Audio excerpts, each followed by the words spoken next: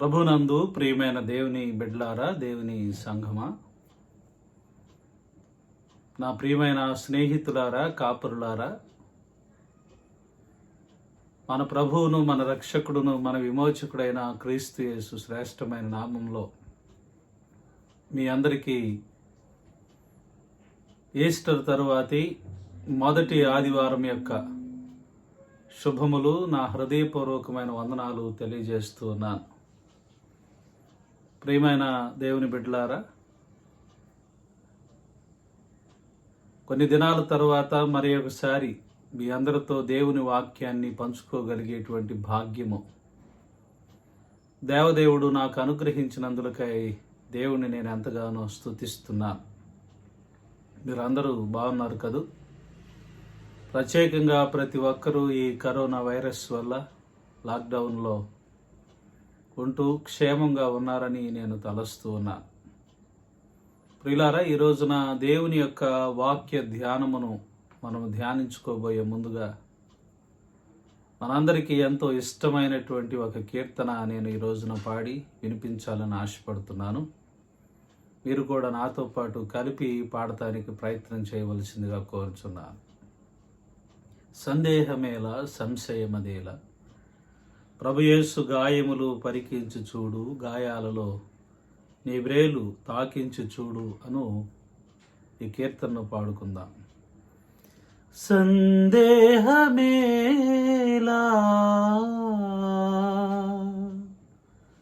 సంశయమదేలా, ప్రభుయేసు గాయములను పరికించి చూడు, గాయాలలో నీ వ్రేలు తాకించి చూడు. సందేహమేలా, సంశయమదేలా, ప్రభుయేసు గాయములను పరికించి చూడు, గాయాలలో నీ వ్రేలు తాకించి చూడు. సందేహమేలా,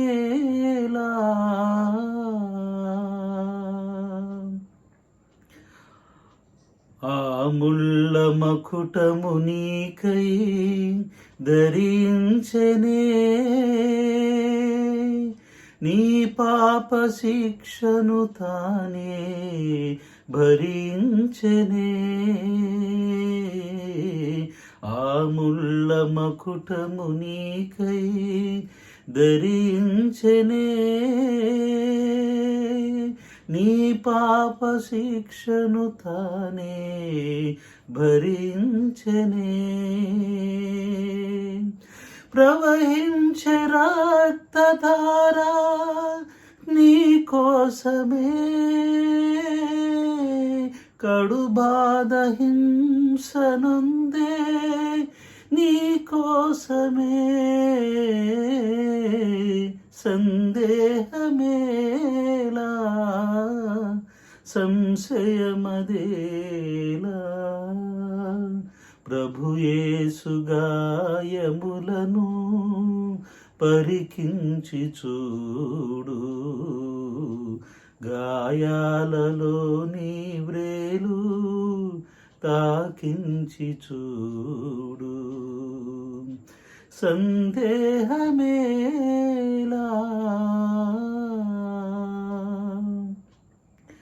ఈ లోక భోగములను వీడజాలవా, సాతాను బంధకమందు సంతసింతువా. ఈ లోక భోగములను వీడజాలవా, సాతాను బంధకమందు సంతసింతువా. యేసయ్య సహనము తోడా చెలగాటమా, ఈనాడే రక్షణ దినము గ్రహించుమా, సందేహమేలా సంశయమదేలా, ప్రభు యేసు గాయములను పరికించి చూడు, గాయాలలో నీ వ్రేలు తాకించి చూడు, సందేహమేలా.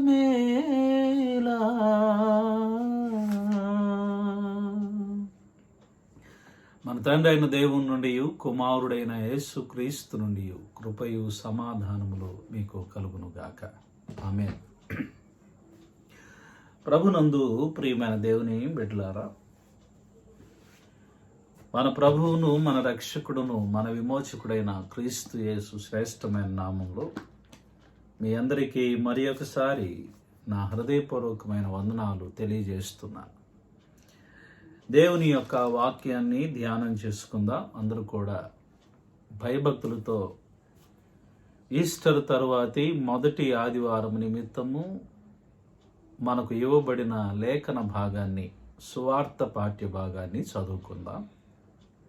అందరూ కూడా వాక్యమును భయభక్తులతో వినవలసిందిగా ప్రభు పేరిట మిమ్ములను కోరుచున్నాను. పరిశుద్ధుడైన యోహాను రాసిన సువార్త 20వ అధ్యాయము 19వ వచనం నుండి 27వ 29వ వచనం వరకు చదువుకుందాం. ఆదివారము సాయంకాలమున శిష్యులు యూదులకు భయపడి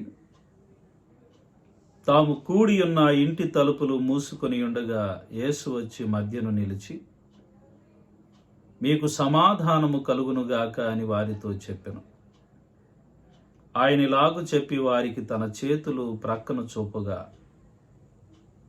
శిష్యులు ప్రభువును చూచి సంతోషించిరి. అప్పుడు యేసు మరలా, మీకు సమాధానము కలుగునుగాక. తండ్రి నన్ను పంపిన ప్రకారము నేను మిమ్మల్ని పంపుచున్నానని వారితో చెప్పెను. ఆయన ఈ మాట చెప్పి వారి మీద ఊది, పరిశుద్ధాత్మను పొందుడి. మీరు ఎవరి పాపములు క్షమింతురో అవి వారికి క్షమింపబడును, ఎవరి పాపములు మీరు నిలిచి ఉండనిత్తురో అవి నిలిచి ఉండునని వారితో చెప్పెను. యేసు వచ్చినప్పుడు 12 మందిలో ఒకడైన దిదుమ అనబడిన తోమ వారితో లేకపోయెను కనుక తక్కిన శిష్యులు, మేము ప్రభువును చూచితుమని అతనితో చెప్పగా, అతడు, నేను ఆయనను చేతులలో మేకులు గురుతులు చూచి నా వ్రేలు ఆ మేకుల గురుతులో పెట్టి నా చెయ్యి ఆయన ప్రక్కలో ఉంచితేనే గాని నమ్మనని వారితో చెప్పెను. 8 దినములైన తరువాత ఆయన శిష్యులు మరలా లోపల ఉన్నప్పుడు తోమ వారితో కూడా ఉండెను. తలుపులు మూయబడి ఉండగా యేసు వచ్చి మధ్యను నిలిచి, మీకు సమాధానము కలుగునుగాక అనెను. తరువాత తోమాను చూచి, నీ వ్రేలు ఇటు చాచి నా చేతులు చూడుము, నీ చెయ్యి చాచి నా ప్రక్కలో ఉంచి అవిశ్వాసివి కాక విశ్వాసివై ఉండుమనెను. అందుకు తోమ ఆయనతో, నా ప్రభువా, నా దేవా అనెను. యేసు, నీవు నన్ను చూచి నమ్మితివి, చూడక నమ్మిన వారు ధన్యులని అతనితో చెప్పెను. దేవుడు ఈ వాక్యమును మన యొక్క వినికిడిలో దీవించునుగాక. ఆమెన్. ప్రభునందు ప్రియమైన దేవుని బిడ్డలారా, మన ప్రభు అయిన యేసుక్రీస్తు శ్రేష్టమైన నామంలో మీ అందరికీ మరి ఒకసారి నా శుభములు, నా హృదయపూర్వకమైన వందనాలు తెలియజేస్తున్నాను. ప్రస్తుతము మనందరం కూడా క్వారంటైన్ డేస్లో ఉన్నాం. నిర్బంధమైనటువంటి రోజులు, లాక్డౌన్లో మనందరం కూడా ఉన్నాం. ఈ రోజున ఎందుకో ఈ వాక్యాన్ని ఈ రీతిగానే నేను మాట్లాడాలని ఆశపడ్డాను. కారణం ఏమిటి అనంటే, ఈరోజు కరోనా వైరస్ ప్రభావం వల్ల మనందరం కూడా గృహ నిర్బంధంలో బంధించబడినటువంటి వారముగా లాక్డౌన్ని అనుసరిస్తూ బయటకు వెళితే ఈ కరోనా వైరస్ ప్రభావము మన మీద ఎక్కువగా ప్రభావం చూపుతూ ఉంటుంది. ఒకడు తుమ్మినా దగ్గినా లేకుంటే ఏమైనా పరిస్థితులు సంభవిస్తున్నా ఆ వైరస్ మనకెక్కడ ప్రభావం చూపిద్దని భయముతో ప్రభుత్వం కానీ ప్రజలు కానీ నిర్బంధంలో ఉండటానికి ఇష్టపడ్డారు. అయితే ఇలాంటి నిర్బంధము పునరుత్థానము తరువాత, ఇలాంటి లాక్డౌన్ అనేటువంటిది పునరుత్థానము తరువాత వారము రోజుల కంటే కూడా పునరుత్థానం అనేటువంటి రోజునే ఇంకా కొన్ని రోజుల పాటు ఈ నిర్బంధించబడేటువంటి విధానము గలిలయలో మనము గమనిస్తూ ఉంటాం. ఆ రోజున శిష్యుల యొక్క స్థితిని చూసినప్పుడు చదవబడినటువంటి వాక్య భాగంలో మనకు కనపడుతున్నటువంటి విషయం ఏమిటి అని అంటే, ఆదివారమున సాయంకాలమున శిష్యులు యూదులకు భయపడి తాము కూడి ఉన్న ఇంటి తలుపులు మూసుకొని ఉండగా అని మనం చూస్తాం. ఇక్కడ మనము ప్రత్యేకించి గమనించవలసినటువంటి విషయం ఏమిటి అని అంటే, ఆదివారమున సాయంకాలమున శిష్యులు యూదులకు భయపడి తాము కూడి ఉన్న ఇంటిలో తలుపులు మూసివేసుకొని ఉన్నారు అనేటువంటి మాట.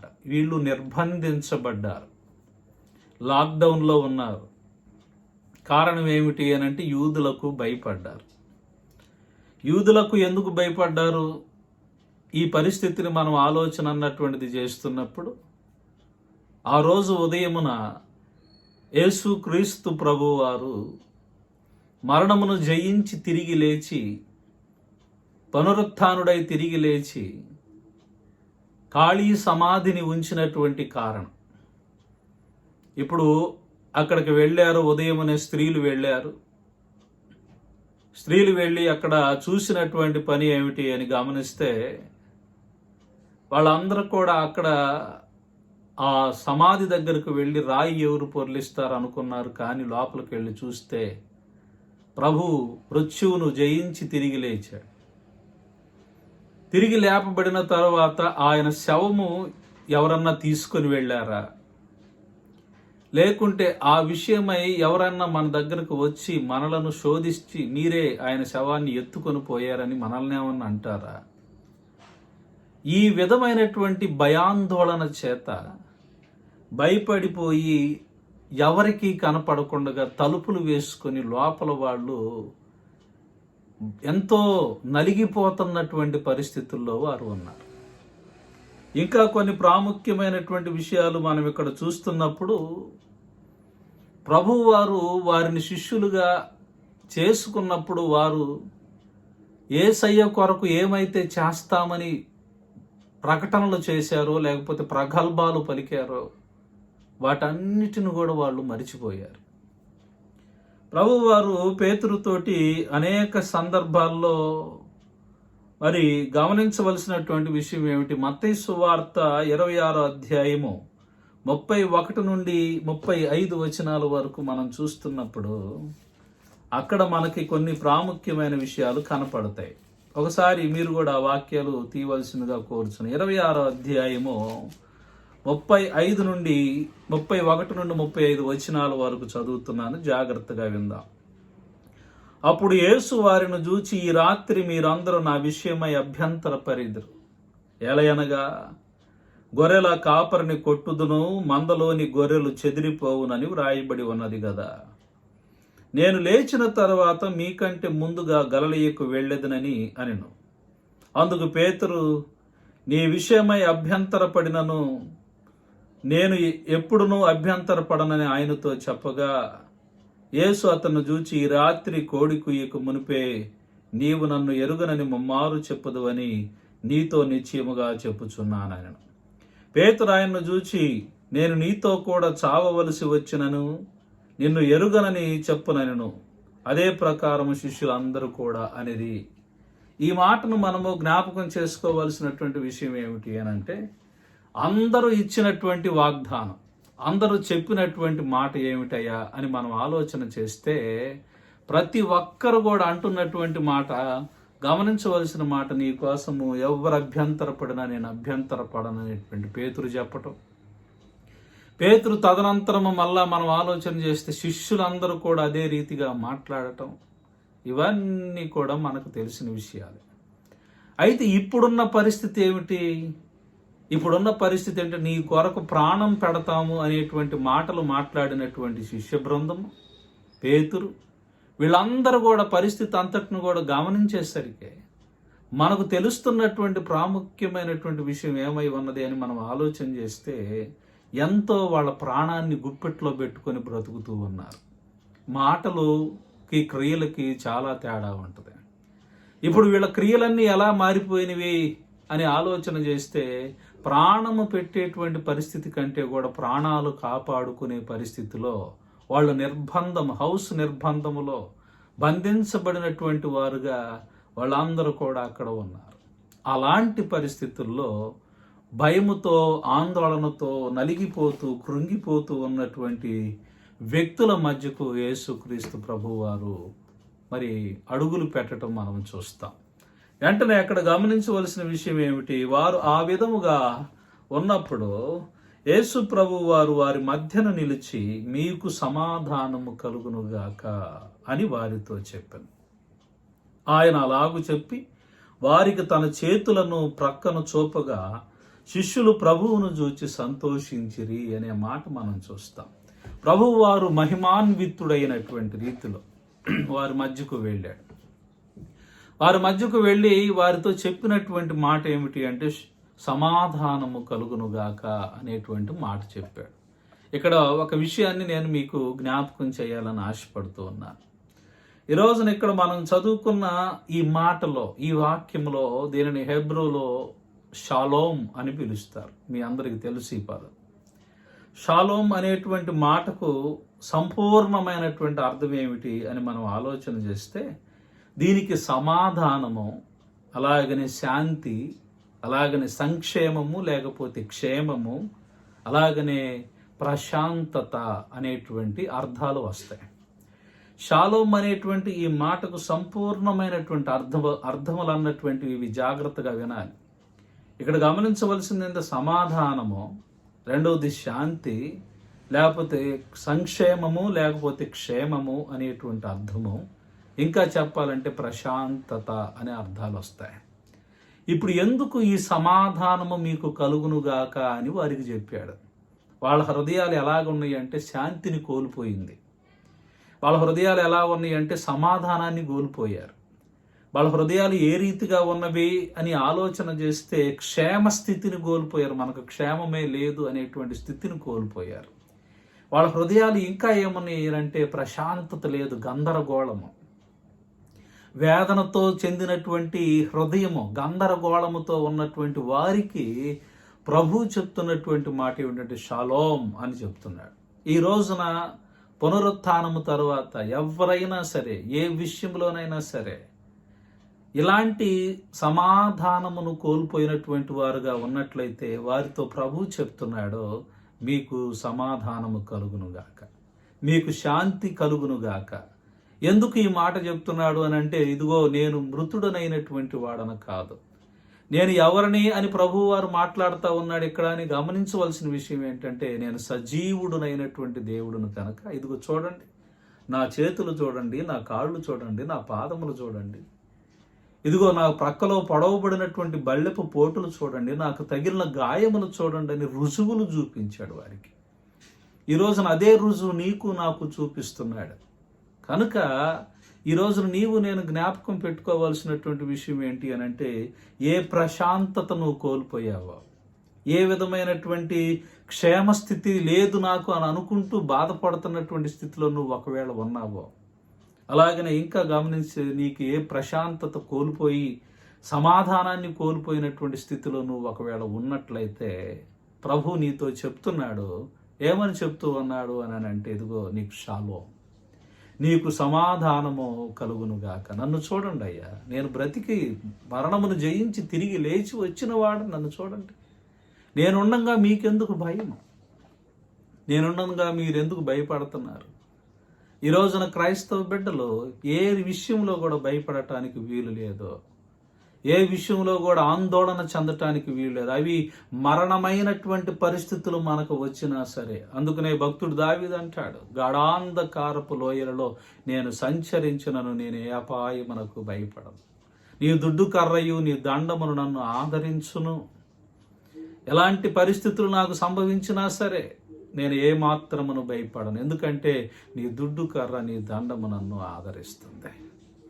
కాబట్టి ఆయన ఆదరించేటువంటి దేవుడుగా ఉండి వాళ్ళు ఏ ఆందోళన చేత ఆ లాక్డౌన్లో ఉన్నారో, ఏ ఆందోళన చేత ఆ నిర్బంధంలో ఉన్నారో, వాళ్ళకి ప్రభువు చూపించిన నిశ్చయత, ఇదిగో మీకు సమాధానము కలుగునుగాక. మళ్ళా రెండోసారి కూడా ఆయన మాట్లాడుతున్నాడు, మీకు సమాధానము కలుగునుగాక. ఏం చెప్తున్నాడు? సమాధానము కలుగునుగాక అని చెప్పి వాళ్ళని ఎందుకొరకు ఏర్పాటు చేసుకున్నాడు.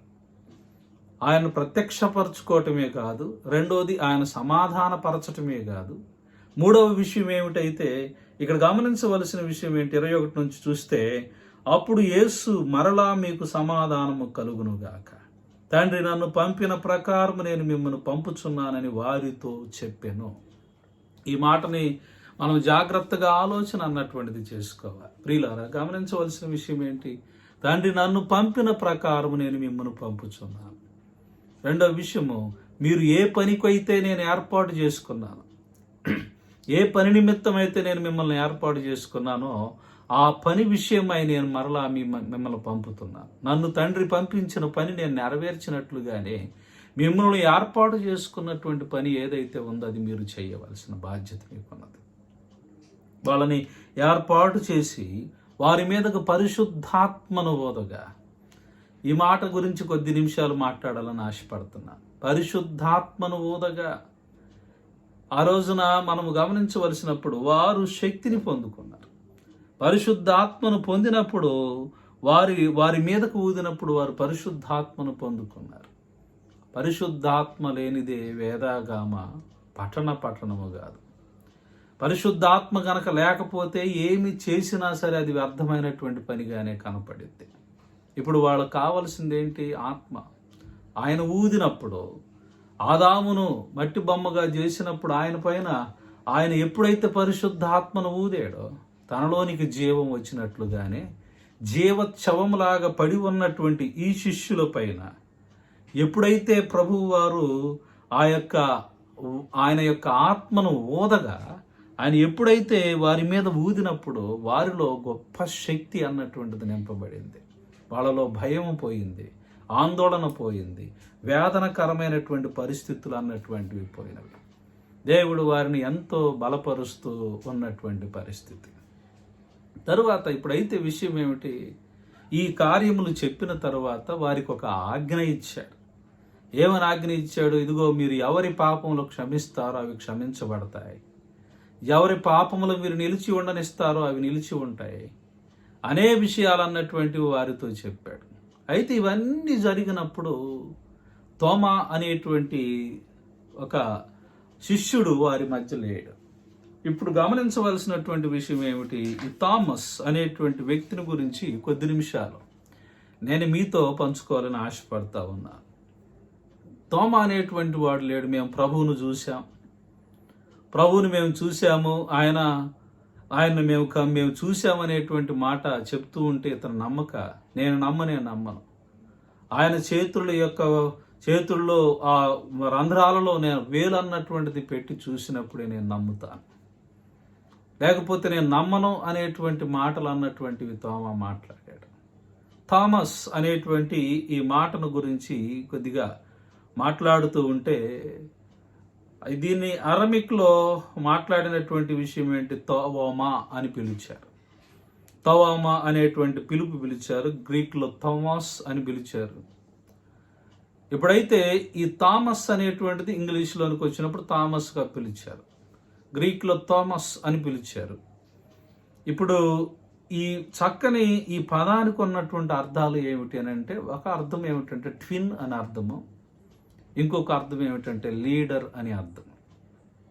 థామస్ అనే పదానికి సంపూర్ణమైనటువంటి అర్థం ఏంటంటే ట్విన్, లేకుంటే జంట. తెలుగులో చెప్పాలంటే జంట అర్థము. తెలుగులోనే ఇంకొక అర్థం చెప్పాలంటే నాయకుడు అని అర్థం. ఈ 2 రకాల అర్థము కలిగినటువంటి పేరు కలిగి ఉన్నటువంటి వాడు ఈ థామస్ అనేటువంటి వాడు. ఇప్పుడైతే నేను మీతో తెలియచెప్పాలని ఆశపడుతున్నటువంటి విషయం ఏమిటి అని అంటే, థామస్ యొక్క మైండ్ సెట్ ఎలాంటిది అని అంటే 2 రకాలైనటువంటి మనస్తత్వం కలిగినాడు. ఒకటేమో నమ్మితే గట్టిగా నమ్ముతాడు, లేకుంటేనేమో నమ్మనంటే గట్టిగా నమ్మనటువంటి వాడు. మనస్తత్వం ఎలాంటిది అని అంటే 2 రకాల ఆలోచన కలిగినటువంటి మనస్తత్వం కలిగినటువంటి వాడు, 2 రకాల తలంపులు కలిగినటువంటి మనస్తత్వం కలిగిన వాడు. ఇప్పుడు ఆ 2 రకాల తలంపుల్లో మొదటి తలంపు ఏమిటి అని అంటే, నేను నమ్మను. ఎందుకు నమ్మను అన్నాడు? అసలు పునరుత్థానం అనేటువంటిది జరగటం అసాధ్యమైనటువంటి ప్రక్రియ. ఇది ఎలా జరిగిద్ది, ఇది ఏ రీతిగా జరిగిద్ది, ఏ విధానంలో జరిగిద్ది, కాబట్టి నేను నమ్మను. మీరేదో నాకు మాటలేవో చెప్తూ ఉన్నారు, కానీ ఈ మాటలు అన్నటువంటివి నేను నమ్మే సిద్ధాంతంలో నేను లేను. ఇప్పుడైతే నేను ఆయన యొక్క గుర్తులలో నా వ్రేలు అన్నటువంటిది నేను పెట్టి చూడాలి. ఆ రంధ్రాలలో ఆయన పొడవబడినటువంటి ఆ ప్రదేశాలలో నా వేలు, నా చెయ్యి పెట్టి నేను చూస్తేనే తప్పించి నేను నమ్మను. వెంటనే 8 దినములు అయిపోయిన తర్వాత ప్రభు మరలా వచ్చి చెప్తున్నాడు, షాలోం, మీకు సమాధానము కలుగునుగాక, మీకు ప్రశాంతత కలుగునుగాక. ఈ మాట చెప్పిన తర్వాత తోమాను చూసి ఆయన మాట్లాడుతూ ఉన్నటువంటి మాట గమనించవలసిన, యేసు వారి మధ్య నిలిచి మీకు సమాధానము కలుగునుగాక. తరువాత తోమాను చూచి, నీ వ్రేలు ఇటు చాచి నా చేతుల్లో చూడుము, నీ చెయ్యి చాచి నా ప్రక్కలో ఉంచి అవిశ్వాసివి కాక అవిశ్వాసివై ఉండుము అనేటువంటి మాటని ఇక్కడ గమనించవలసినటువంటి విషయంగా మనం గుర్తెరగాలి. ప్రియమైన దేవుని బిడ్డలారా, మనం తెలుసుకోవలసినటువంటి ప్రాముఖ్యమైనటువంటి విషయం ఏమిటి అని అంటే, నీవు ఇక్కడ అవిశ్వాసివి కాక అవిశ్వాసిగా ఉండము. వాస్తవానికి ఈ మాటని గురించి ఈ రోజున నేను మీకు చాలా లోతైనటువంటి విషయాన్ని పంచుకోవాలని ఆశపడుతున్నాను. దీన్ని చక్కగా మాట్లాడాలి అని అంటే, ట్రస్ట్ ఇన్ ద లార్డ్. దేవుని యందు నమ్మకము, దేవుని యందు విశ్వాసము కలిగి ఉండాలి. మనం దేవుని యందు విశ్వాసము కలిగి ఉండుట, అవిశ్వాసివి కాక విశ్వాసివై ఉండుము అని ప్రభు చెప్పిన మాటకి, ట్రస్ట్ అనేటువంటి ఈ మాటకి, లేకపోతే విశ్వాసి, ఫెయిత్, బిలీఫ్ అనేటువంటి ఈ పదాలకు అన్నిటికీ కలిసి సంపూర్ణమైనటువంటి అర్థము ఏమిటి అని అంటే, హెబ్రూలో ఒక చక్కని పదాన్ని మాట్లాడారు. బథాక్ అని పిలిచారు. బథాక్ అని పిలిచారు. జాగ్రత్తగా వినాలి. బథాక్ అనేటువంటి ఈ పదానికి ఉన్న సంపూర్ణమైనటువంటి అర్థం ఏమిటి అని అంటే, కాన్ఫిడెంట్ అని అర్థం. దేవుని పట్ల మనకి కాన్ఫిడెంట్ అనేటువంటిది ఉండాలి. కాన్ఫిడెంట్ అనేటువంటి మాటను కంప్లీట్గా అర్థం చేసుకుంటే దాని నుంచి చెప్పినటువంటి పదం ఏమిటంటే ఫెయిత్ ఇన్ ద లార్డ్, సంపూర్ణమైనటువంటి విశ్వాసము. బథాక్ అనేటువంటి పదానికి సంపూర్ణమైనటువంటి విశ్వాసము కలగాలి, కలిగి జీవించాలి. ఇంకా చెప్పాలి, దీని పర్యాయ పదాల గురించి మాట్లాడుతున్నప్పుడు బోల్డ్నెస్ ఇన్ కాన్ఫిడెంట్ అంటే, ఆ కాన్ఫిడెంట్గా దానిలో ఎంత బోల్డ్నెస్ అనేటువంటిది మనకు ఉండాలి. ఇంకా చెప్పాలంటే స్ట్రాంగ్నెస్ అనేటువంటిది, ఇంకా చెప్పాలంటే అష్యూరెన్స్ అనేటువంటి పదము, ఇంకా చెప్పాలంటే సెక్యూర్ అనేటువంటి పదం, ఇవన్నీ కూడా బథాక్ అనేటువంటి పదంలో దాగి ఉన్నాయి. వీళ్ళు యేసుని అనుసరించారే కానీ దేవుని పట్ల సంపూర్ణమైనటువంటి నిశ్చయత లేదు, దేవుని పట్ల సంపూర్ణమైనటువంటి విశ్వాసము లేదు, దేవుని పట్ల సంపూర్ణమైనటువంటి బోల్డ్నెస్ లేదు, స్ట్రాంగ్నెస్ లేదు. ఈ రోజున అదే చెప్తున్నాడు. ఆ శిష్యులకు చెప్పిన పదమే పునరుత్థాన పండుగ అయిన తర్వాత మళ్ళా మనకి చెప్తున్నాడు, మీలో ఎవరు ఈ బథాక్ లేకుండా ఉన్నారు. ఈ పదం అన్నటువంటిది జాగ్రత్తగా ఆలోచన చేస్తే మనలో ఎంతమందికి ఈ కాన్ఫిడెంట్ అనేటువంటి దేవుడి పట్ల ఉంటుంది.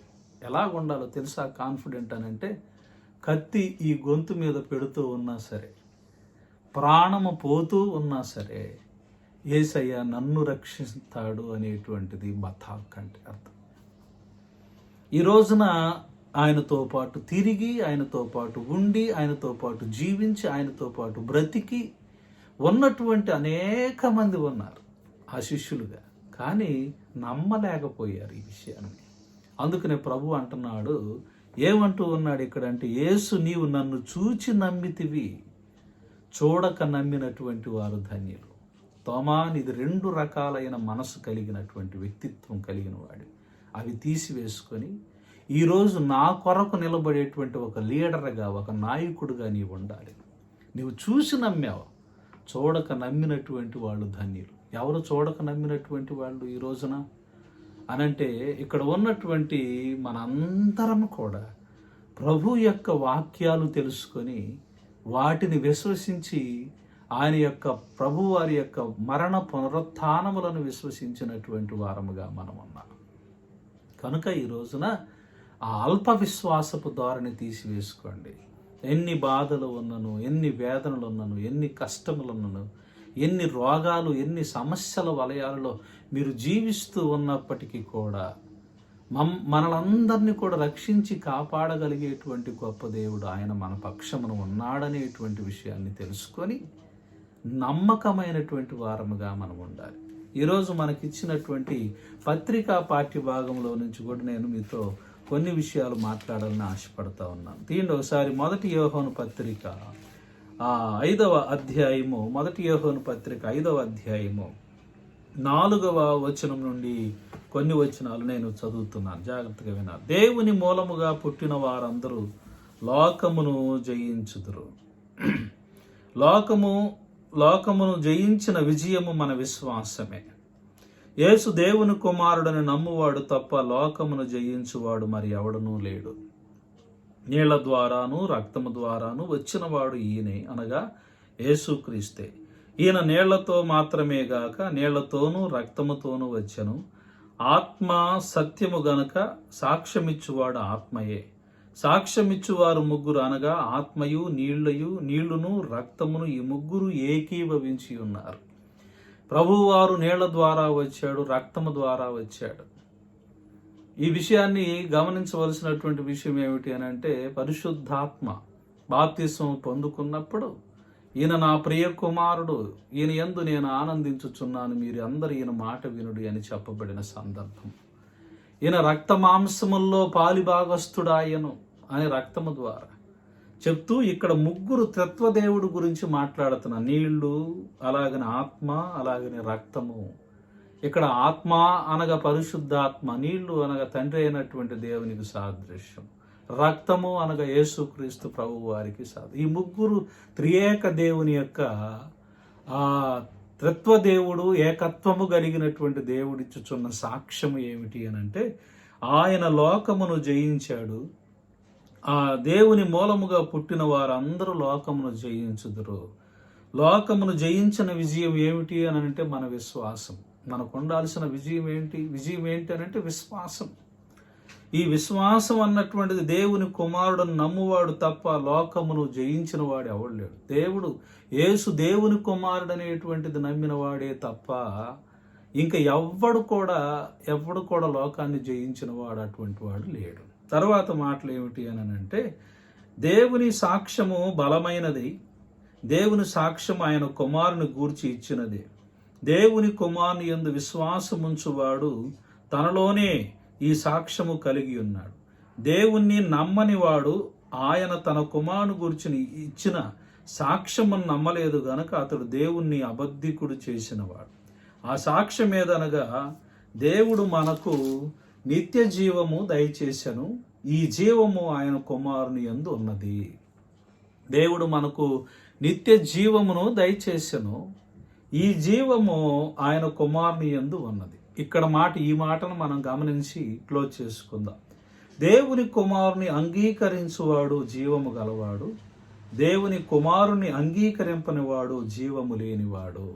ఈ రోజున మనము విశ్వాస విజయమును మనము కలిగినటువంటి వారముగా మనం ఉండాలి.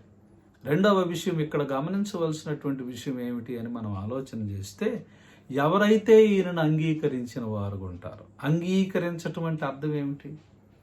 పెళ్లి చేసుకునే ముందు పెళ్లి కొడుకుని పెళ్లి కూతురుని ఇద్దరిని కూడా అడుగుతారు, అమ్మా ఇతన్ని పెళ్లి చేసుకోవటం నీకు ఇష్టమేనా? అలాగనే పురుషుణ్ణి కూడా అడుగుతారు, ఇతన్ని పెళ్లి చేసుకోవటం ఇష్టమేనా? అంటే ఏంటి? వివాహము చేసుకున్నప్పుడు సమ్మతాలు అన్నటువంటివి తెలుసుకున్న తర్వాత జీవితాంతము కష్ట నష్టాలు, వేదనలు, బాధలు ఎన్ని ఉన్నా సరే, ఏమున్నా సరే జీవితాంతము సుఖవంతముగా మేము కలిసి జీవిస్తామని ఒకరికొకరు ప్రమాణాలు చేసుకోవటం. ఈ రోజున ఇక్కడ గమనించవలసినటువంటి అంగీకరించువాడు అని అంటే అర్థం ఏమిటంటే, ఇదిగో ఈయనే నా కొరకు కలువరిలో ప్రాణము పెట్టినటువంటి వాడు, కలువరిలో నా కొరకు రక్తమును చిందించి నా కొరకు మరణమును జయించి తిరిగి లేచిన ఈయనతోటే నా జీవితం అని ప్రభువుకి సమర్పణ కలిగినటువంటి జీవితాన్ని జీవించటమే విశ్వాసం. ఇక్కడ దానినే బతాక్ అని పిలిచారు.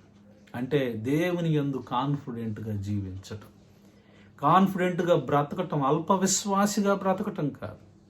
అమ్మో నాకు అది జరిగిద్ది, ఇది జరిగిద్ది, ఇది జరిగిద్ది అనేటువంటి విధానము ఎస్టర్ తరువాత ఒకవేళ నీకున్నట్లయితే దానిని నీలో నుండి తొలగించేసుకో. ప్రభు నిన్ను విడిపించు దేవుడుగా ఉన్నాడు, నిన్ను కాపాడు దేవుడుగా ఉన్నాడు, నేను రక్షించే దేవుడుగా ఉన్నాడు. కాబట్టి అల్ప విశ్వాసివి కాక విశ్వాసిగా ఉండండి. ఏమి ఉన్నా సరే, ఏది ఉన్నా సరే ప్రభువు నీతో ఉన్నాడు, నాతో ఉన్నాడు అనేటువంటి నిశ్చయత కలిగి మనం ముందుకు సాగుదాం. అటు రీతిగా ప్రభు మనలను దీవించి, ఆదరించి, బలపరిచి పునరుత్థాన పండుగ తర్వాత మనలందరినీ కూడా ప్రభు ఆశీర్వదించి మేలుతోటి నింపునుగాక. Amen, amen, amen. ప్రార్థన చేసుకుందాం. అందరూ కూడా ప్రార్థనలో ఏకీభవించండి. సమస్త జ్ఞానమునకు మించిన దేవుని యొక్క సమాధానం మీ హృదయములకును మీ తలంపులకు కావలయుండును గాక. ఆమెన్. ప్రభునందు ప్రియమైన దేవుని బిడ్డలారా, ప్రార్థనలో ఏకీభవించండి. ప్రేమ కలిగిన తండ్రి, ఘనమైన దేవ, నీ ఘనమగు నామానికి వందనాలు. ఈనాడు మానవుని పట్టి పీడించేటువంటి మానసిక, శారీరక భయాందోళనలు ఎన్నో ఉన్నాయి.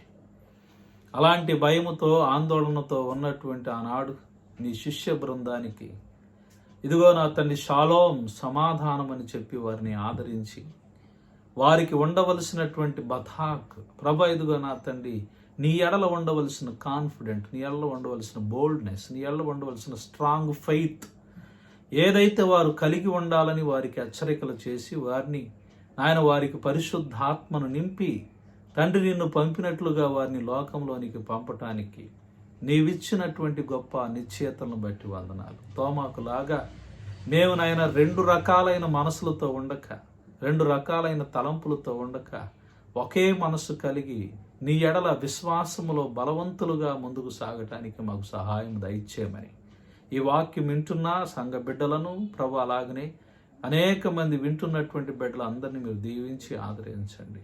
ఈ కరోనా వైరస్ సమస్య నుంచి అయ్యా మా దేశాన్ని, రాష్ట్రాన్ని, ప్రపంచాన్ని ప్రతి చోటనైనా ఇదిగో మీరు తోడుగా ఉండి రక్షించండి. గుంటూరు మహానగరంలో విపరీతమైన కేసులు ఉండగా ప్రభు, ఇదిగో నా అతని వాటన్నిటి నుంచి సంపూర్ణ స్వస్థత, విడుదల బిడ్డలకు దయచేయమని కోరుకుంటూ వాక్యం వింటున్న బిడ్డలందరినీ ఆదరించి బలపరచమని యేసు నామం అడిగి వేడుకొని ప్రార్థన చేస్తున్నాం తండ్రి. ఆమెన్. తండ్రి, కుమార, పరిశుద్ధాత్మ త్రియేక దేవుని దీవెన మీకు తోడుగా ఉండి ప్రభు మిమ్మల్ని ఆదరించి బలపరిచి కాపాడును గాక. Amen, amen, amen. God bless you అండి. దేవుడు మిమ్మల్ని అందరినీ దీవించును గాక. Thank you very much. అందరూ వాక్యం వినండి, అనేక మందికి అందులాగా షేర్ చేయండి. మీ వంతు సహకారాన్ని మీరు అందించవలసిందిగా ప్రభు పేడ కోరుతున్నాం.